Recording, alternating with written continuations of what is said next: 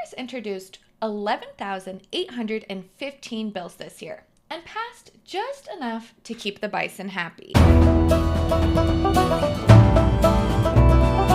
Hi, everyone, and welcome back to Beyond the Bill Number, the podcast where we turn the chaos of Capitol Hill into something that makes some sense, at least.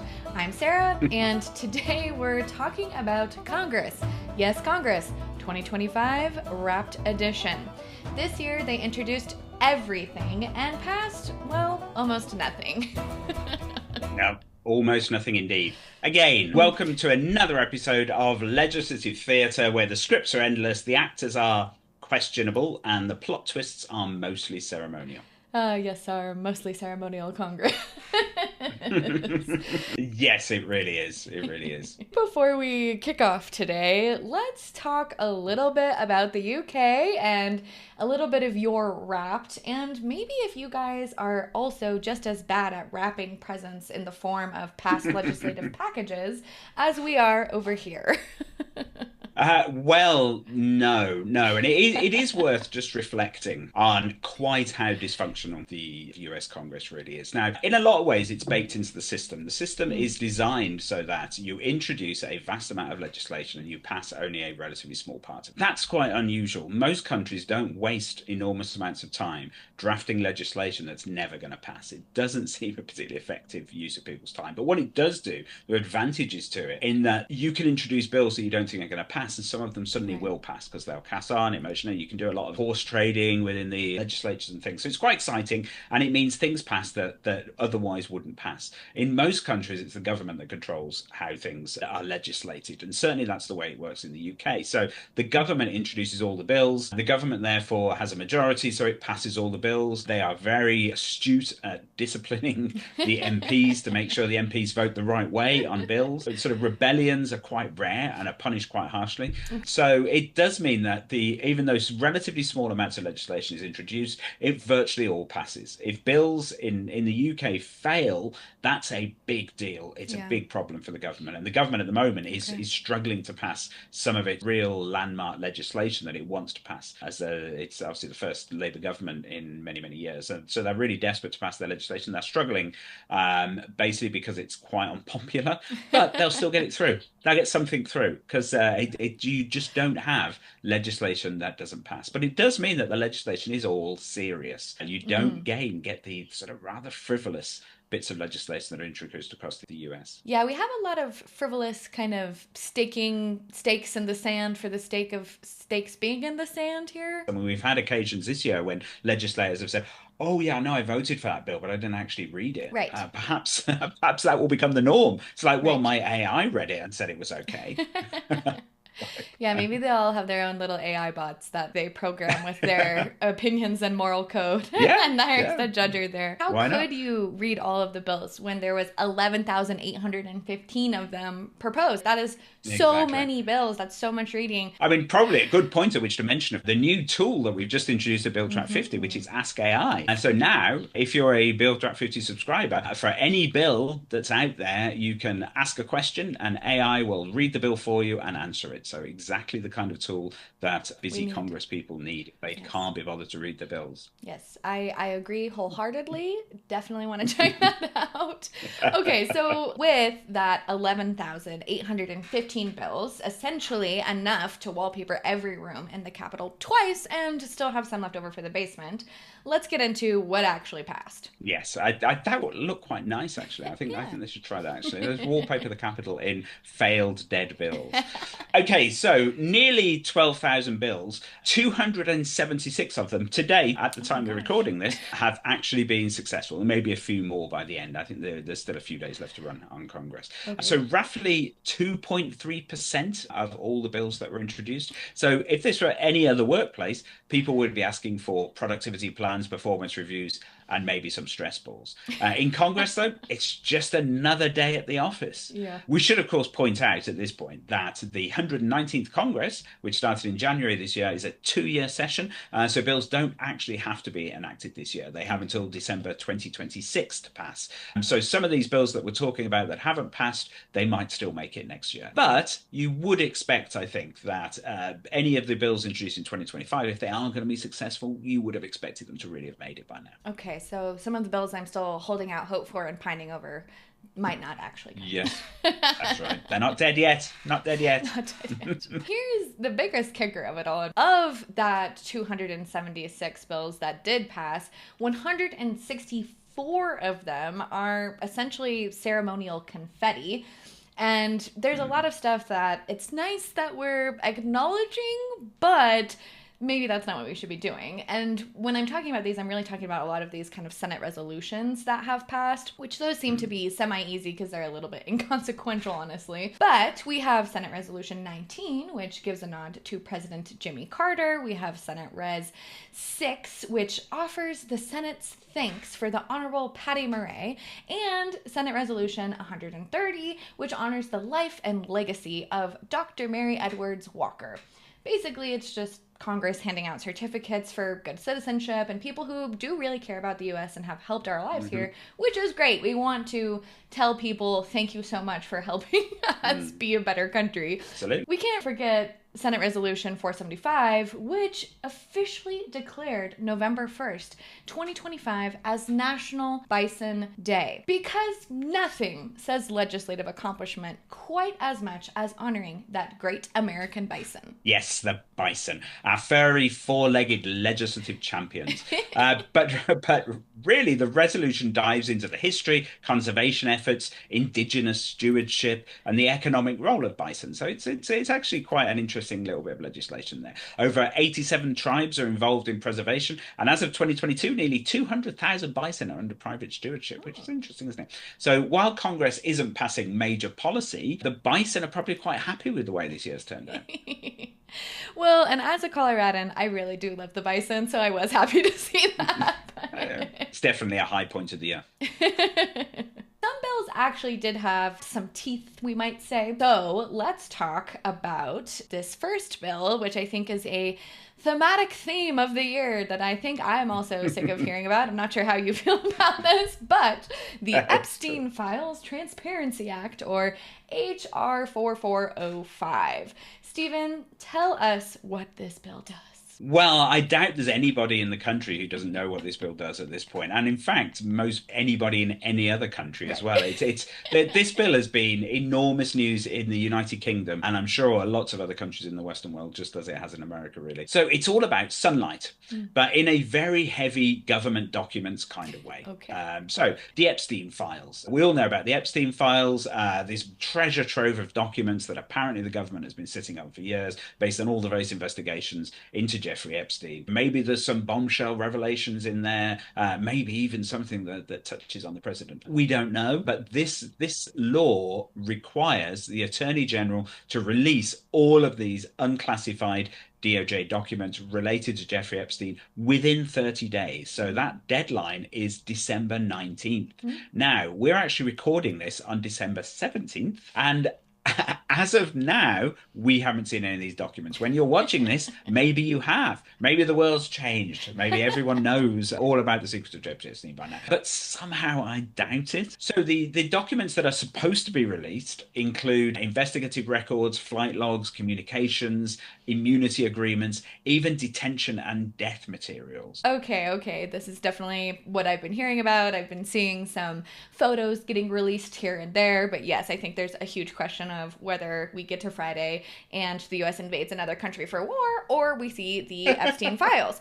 I think one of the main questions on a lot of people's mind here is, are there any redactions allowed? Yes, there are, but they are very specific. This is a very carefully crafted piece of legislation. So they're allowed to redact personally identifiable victim info, child sex abuse material, ongoing investigations, graphic violence, and classified national security data. But nothing just because it's politically sensitive or embarrassing. And each redaction needs a justification published in the Federal Register and sent to Congress. Okay. Now, the fact that we haven't seen these files yet indicate there's probably quite a lot of this going on. So I suspect when we do see something on this, there'll probably quite a lot of anger, actually, and a lot of to and fro about, are they actually complying with the letter of this law? But it's also worth just noting, from a legislative point of view, the fact that this bill was successful is quite remarkable. And the process that it happened and the eventual bipartisan nature of the votes on the bill really illustrates something about what can happen in Congress when public anger is sufficient. Yes. Legislators, for once, sat up, looked out at their constituents and said, Yes. we need to do something. Yes, and this has been marred in controversy and drama all summer, honestly. The Speaker of the House refused to swear in a new House member because he didn't want to vote until, kind of Trump changed his tune and said, yes, let's release them. So I will be very interested to see what happens on Friday or maybe next week. Maybe I'll check for some docs in my stocking, but let's move on. So we've also had some bills that were aimed at veterans, like the Fairness for Service Members and Their Families Act of 2025. Yes, that's right. So this one ensures life insurance coverage for service members and veterans keeps pace with inflation. So every 5 years, starting in 2026, the Secretary of Veterans Affairs will review CGLI and VGLI coverage against CPI changes. And now, I'm sure everybody understands what that means. Basically, CGLI and VGLI are life insurance policies for servicemen and veterans. Okay. CPI, of course, is a measure of inflation. So essentially, it prevents the real value of coverage from shrinking as prices rise. Yes, I love the acronyms, especially when they end in I. Okay, let's get to one that's a little bit more contentious. We also had the Laken-Riley Act, and this is something that we did do a podcast on earlier this year. We've definitely done a blog about it. If you're interested, check it out on Bill Track 50. But this was named after a student that was tragically murdered and strengthens immigration enforcement. And we really talked about a lot of things around this year and really dove into this earlier. But what more is there here? Yes, absolutely. So we did do a blog post and a podcast actually on this earlier in the year when it was up for a vote. So just to remind anybody who might not remember that episode, though, the bill mandates detention for non-citizens charged with relatively minor crimes like theft or burglary, as well as some more serious crimes as well. And state attorneys general can even sue the federal government if enforcement failures harm their state financially, which adds a layer of accountability at the state level. It's quite a radical piece of legislation, and one that I think at the time we speculated people didn't genuinely understand what it meant. I think they just felt that it was generally a way of protecting people from all these immigrants who were coming over and sort of murdering and raping and things. But the impact has been, as we predicted in that, I looked into this a little bit, so that there have been lots of detentions on the basis of this law, which is placing a strain on law and immigration enforcement capacity, and has also triggered a slew of legal challenges on due process grounds. Because remember, this is about being able to detain people when they are accused of a crime, not when they've actually been convicted of it. Right. Yeah, I think there's a lot of due process questions happening right now, especially as it relates to detaining immigrants or people perceived to be immigrants. And speaking of public attention, you also looked at the top 50 federal bills on Bill Track 50, and these are measured by how many people have read them. We're going to do a state level bill a little bit later at the beginning of the year, but one of the most read bills on Bill Track 50 this year was the Jeremy and Angel C. and Sergeant Brandon Mendoza Protect Our Communities from DUIs Act of 2025. Yes, that's right. So this one would have amended immigration law to make non-citizens convicted of DUIs inadmissible or deportable, regardless of whether the offence is a misdemeanor or felony. So it's focused on impaired driving, expanding the grounds for deportation, basically keeping DUI offenders off the streets legally and administratively, as long as they are immigrants. If they're not immigrants, that's fine. So this one has crossed over to the Senate, but appears to be stalled. Yeah, this is an interesting bill. I do feel like we're seeing more and more DUI-related legislation and stuff passed, especially on state levels. They don't really seem to be trying to crack down on this, but it's interesting that federally they can only agree that only immigrants shouldn't be driving drunk. Yeah. Thinking about more dramatic legislation, we also had the Life at Conception Act, or H.R. 722, which this is a ginormous cultural flashpoint. Oh, absolutely, yes. So it declares that human life, legally protected under the Constitution, of course, begins at fertilization. Again, this is a bill that we've spoken about in the past and has been debated over many, many years, really. But it's a particularly pointed debate with Roe having been overturned. So human person and human being are defined to include embryos and fetuses. So interestingly, it explicitly says that it cannot be used to prosecute women for abortion, which is likely meant to avoid legal blowback while still creating broad protections for unborn life across all US jurisdictions, including DC and territories. So that caveat wasn't enough, though. The bill does appear to be stalled in committee, as has happened in previous years. Yep. Okay, another incredibly hot button issue, the Protection of Women and Girls in Sports Act of 2025. This is another one that we've been seeing year over year. We also spent an episode talking about this year, but give us an overview. Yes. Another bill touching on one of those things that has just been a topic of conversation. Countries around the world, particularly in the UK as well this year, and one where it's really hard to find a pathway that feels just to everybody concerned. So the bill itself amends Title IX to prohibit individuals assigned male at birth from participating in female sports programs. Males can still train or practice with women's teams, but cannot take roster spots, scholarships, or competition opportunities. So yet another bill that managed to get out of the House, but doesn't seem to have any legs in the Senate. Yeah, I do wonder if this will also come up with the Olympics happening in a couple months. I feel like this discussion is really dominated by the summer games instead of the winter games. Olympics? Yeah, the Winter Olympics are in February. Oh, right, Winter Olympics. Yeah, sorry, we don't consider them to be Olympics. On the fiscal and regulatory side, one of our favorite things to talk about, obviously, here on Bill Track 50, but we had the One Big Beautiful Bill Act, or as many Democrats call, the One Big Ugly Bill now. It's been quite the bill for this year. I remember writing the blog post about this and feeling incredibly overwhelmed at the length of the bill, and I think this is one of those bills that we were talking about earlier, where people voted for it and then realized afterwards that their vote maybe had some repercussions that they were not aware of. Yes, you're certainly right about the length of this bill. It was absolutely enormous, so much so that it actually broke our AI, our poor AI that reads all the bills and summarizes them. Too big, it wouldn't have it. It wasn't having it. So if you do read the summary of this bill on Bill Track 50, it's the summary of the first part of the bill, not all of it. But it was a big legislative win for the Republicans, and of course howls of protest from Democrats and anyone else who isn't keen on having to sell their kidneys to pay for healthcare. It is a massive omnibus bill there. People have focused on a few things in it, but actually it covers a wide range of things from tax credits, energy policy, agriculture, defense, healthcare. They all get tweaks. It reduces green energy incentives. It promotes traditional energy sectors. It modifies crop insurance. It reallocates defense spending to things like missile defense and shipbuilding. It's obviously very conservative leaning. It's a restructuring with broad economic and regulatory implications. The impacts will actually play out over years, which is one of the reasons why I think people will keep talking about this on and on. And it could, of course, have a big part to play in the midterms next year and the next presidential election in 2028. So a significant piece of legislation this year. Very significant. And we also had some pretty significant budget bills. The most significantly read and talked about one is the Rescissions Act of 2025. Yes, absolutely. So this bill, again, you may remember us talking about it earlier in the year, it cancelled $6.9 billion in unobligated federal funds, mostly in foreign assistance and international programs.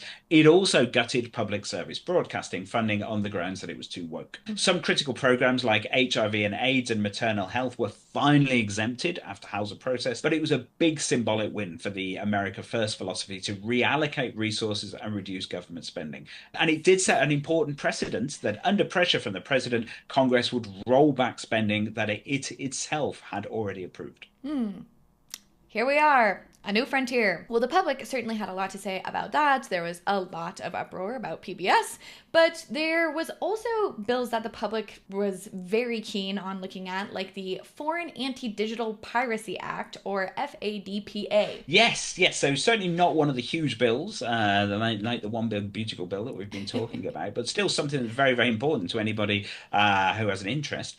And this bill would allow copyright holders to petition courts to block access to foreign websites websites primarily engaged in infringement. So courts issued blocking orders for ISPs with protections to prevent overreach and non-infringing content from being affected. So effectively, it's a copyright enforcement mechanism with international teeth, and that's really the importance of it, I think. It's notable for being the only purely Democratic bill on our top 50 list, reflecting perhaps the fact that given the Republican trifecta, they have both houses of Congress and the presidency, people have really realized this year that it's the Republican bills that were more likely to be passed, even if that likelihood was very small. Yeah. And maybe they were right, because this bill is stuck in committee, despite all the interest. Okay, and then we also had voting issues, which is definitely something that the Republicans love to talk about. And this is a huge bill that has been championed by Republicans or something like this for many years, which was the SAVE Act, or the Safeguard American Voter Eligibility. Our readers are very keen on this one, or maybe not. So the bill itself would amend the National Voter Registration Act to require proof of U.S. citizenship for federal election registration. This is the key difference here. They're not talking about ID when you turn up to vote. It's ID required to actually register to vote. And acceptable documents only include passports, real IDs, birth certificates, things like that. So a very sort of strict list of documents which people may not have. It includes affidavits, though, for those lacking immediate proof. It is aimed at preventing non-citizen registration, and it centralizes verification across federal agencies. So potentially hugely impactful on an already complicated US voting practices system. This is another one that cleared the House, but has disappeared without a trace in the legislative black hole that is the Senate. There's a lot of black holes here. Okay, so then we had a truly wild one. I remember when you wrote about this bill, I didn't quite understand what was happening. And even while we recorded the podcast about it, I still feel like I didn't understand what was happening.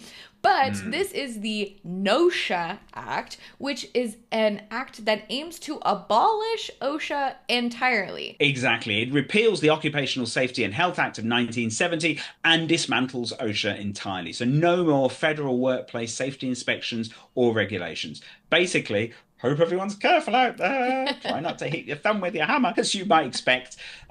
This is another bill that hasn't progressed this year. But a crazy one, to say the least. And yes. Last but not least, we had the HALT Fentanyl Act. Yes, absolutely. So bit more sensible here, designed to control fentanyl and its analogues by creating a class-wide scheduling approach, making trafficking easier to prosecute while streamlining legitimate research. The Attorney General gets expedited authority to regulate substances, and researchers get simplified registration processes.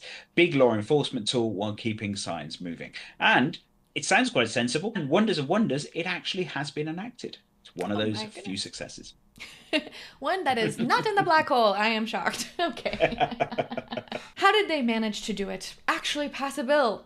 All right. So, standing back, what does this all add up to for 2025? Well, let's just say it's a tale of contrasts. Congress introduced over 11,800 bills, ceremonially honored hundreds of people and causes, and passed just a slim handful of policies that actually mattered. Attention outcomes rarely intersecting. Only 9 out of our top 50 red bills on Bill 1250 have actually been enacted to date. And it's also interesting because we do talk a lot about these really explosive bills getting introduced all of the time. We've talked a lot this year about the Overton window and how there's bills that are getting more and more crazy, and they're kind of shifting our perspectives. Some of these bills are getting passed, but it is interesting to look at this now at the end of the year and see that a lot of these bills that when they came out, and we were so surprised and hoping that they weren't going to get passed because they were just crazy, like the NOSHA Act. Yeah. That is good, I guess, that they're not passing, because some of them are pretty crazy. But if anybody was expecting 2025 to be the year that Congress finally got its act together after the 2024 elections, better luck next time. Yes, exactly. Gridlock, strategy, messaging over movement, take your picks. Most bills, most public hopes just floating somewhere in procedural limbo. And as you say, this is, perhaps people would have thought things might be different, given a more disciplined Republican Party based on the last Trump administration, and a sympathetic president, a sympathetic Supreme Court. you would have thought that perhaps Congress would have rolled its sleeves up and said, okay, finally, we're going to get some bills passed. And we're actually going to adopt this bipartisan strategy that's necessary to get them past the filibuster. But no, it absolutely hasn't been that. In fact, I mean, the really notable thing, of course, is this year legislation by executive order. President Trump has a staggering number of executive orders, and that's really how government is being done. And Congress has taken a back seat. Now, you might consider that a good thing or a bad thing, and that will depend on which end of the political spectrum you're at. But of course, what you should always remember is if a Republican president, a Republican administration does it now, in a few years' time, you might have the Democrats doing the same thing. So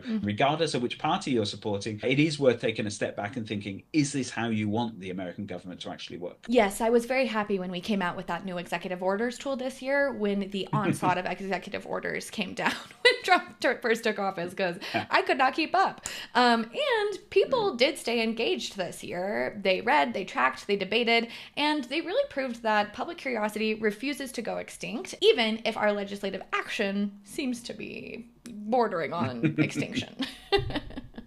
Absolutely. And of course, let's just return to the highlight of the year. The bison got their day. Not the most earth-shattering policy, you might say, but you've got to respect a legislative win for America's shaggy national mammal. I do love them. I do love them. But yes, Congress may have not moved mountains in 2025, but they did hand out certificates, pass a few important laws, and make the bison very happy. Yes, if nothing else, it's proof that Capitol Hill is never boring, even if it's mostly ceremonial. Oh, yeah. All right. Well, that's the scoop for 2025. Don't forget to like, subscribe, and remember, someone somewhere is always celebrating a bison. Moo! That's what bisons do, isn't it? Is that the noise they're getting? Anyway, let's go 2026. I'm sure there'll be even more legislative chaos then. I'm not too sure, but we'll be here either way, and I know that we'll keep looking beyond that bill number. So have a great end of the year, everyone, and we'll catch you later.